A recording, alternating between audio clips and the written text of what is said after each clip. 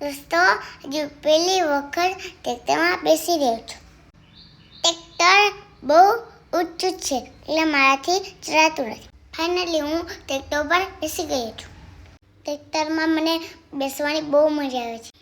જો મિત્રો, આ છે ટ્રેક્ટરનું સ્ટીયરિંગ. આનાથી જે બાજુ ટ્રેક્ટરને વાળવું હોય તે બાજુ વાળી શકીએ. ચલો આપણે ટ્રેક્ટરમાંથી નીચે ઉતરી જઈએ. ચલો આપણે હવે જેડી મસાની વાળે જઈશું. સાથે નીરવા દીદી પણ આવે છે. નીરવા દીદી અને અમે બે તરબૂચ ખાવા માટે વાળી આવ્યા છે. હું નીરવા દીદીને તરબૂચ બતાવી રહ્યો છું, પણ નીરવા દીદી આ બાજુ જોતા નથી, કેમ કે ત્યાં સીધી મસા ફોટા પડે છે. એટલે નીરવા દીદી એ બાજુ જોવે છે. દોસ્તો, અમારે તરબૂચ તો ખાવા છે, પણ તરબૂચ તો બહુ નાના છે. હજી તરબૂચ પાક્યા નથી. 1 મહિના પછી તરબૂચ પાકશે.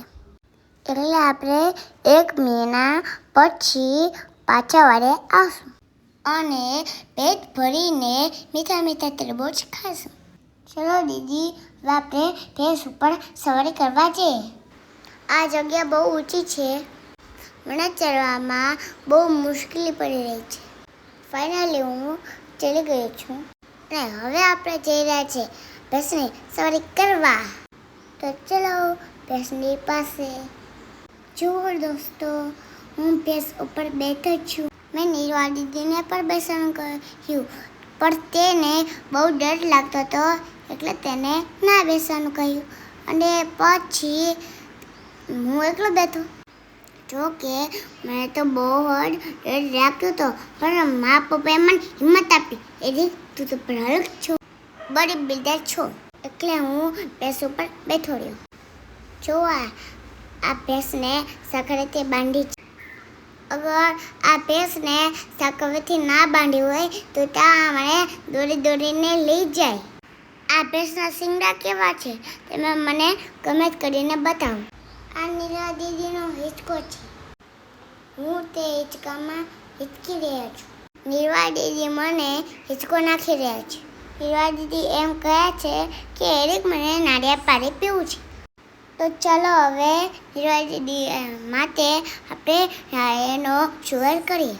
પણ નારિયેળ ઉપર ચડશે કોણ? મને તો નારિયેળ ઉપર ચડતા આવડતું જ નથી. લે, જેડી માસા તો નારિયેળની પાસે જ ઊભા છે. અમે ત્યાં ગયા તો અમારે નારિયેળ આપી દીધા. ઓહો, આ નારિયેળમાં તો બહુ પડે છે. આથી તો ઉપરતું પણ નથી. આ નારિયેળની અંદર તો કમસે કમ 1 લીટર તો પાણી હશે જ અને મળે પણ હશે. હમણાં જેડી માસા આવીને પણ નારિયેળ ખોલી આપશે. હું એ હિંચકામાં બેસીને હિંચકા ખાઈ રહ્યો છું. નીરવા દીદી જેડી માસા પાસે ઊભા છે અને જેડી માસા નીરવા દીદી માટે નારિયેળ ખોલી રહ્યા છે. નીરવા દીદી નારિયેળ પીને આંગણવાડીએ જતા રહ્યા.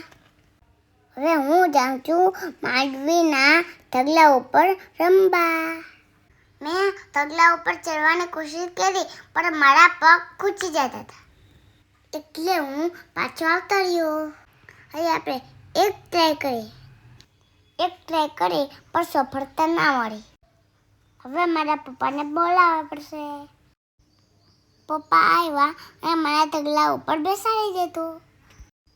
હવે હું ઢગલા ઉપર બેસીને રમી રહ્યો છું. મને આયા રમવાની બહુ મજા આવે છે. ઢગલાના આજુબાજુમાં લીમડાના ઝાડ છે. હવે આપણે જેડી માસાને બોલાવીએ કે હાલો આપણે બોર ખાવા જાય. દોસ્તો, આને કહેવાય ચર્યા બોર. આ બોર ખાટા મીઠા હોય છે અને તળવામાં કાંટા બહુ લાગે.